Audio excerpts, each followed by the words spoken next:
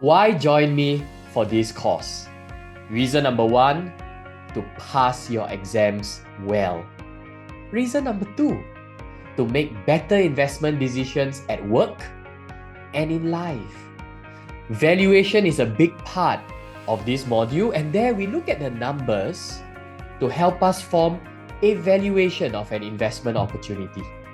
However, numbers are one thing. We look at Silicon Valley Bank, which collapsed. It had good numbers, but beneath the numbers was a ton of risk and poor corporate governance. So we will be looking at both numbers and what lies under the numbers. What is the risk? What is the corporate governance quality of a firm? And from there, we make better decisions.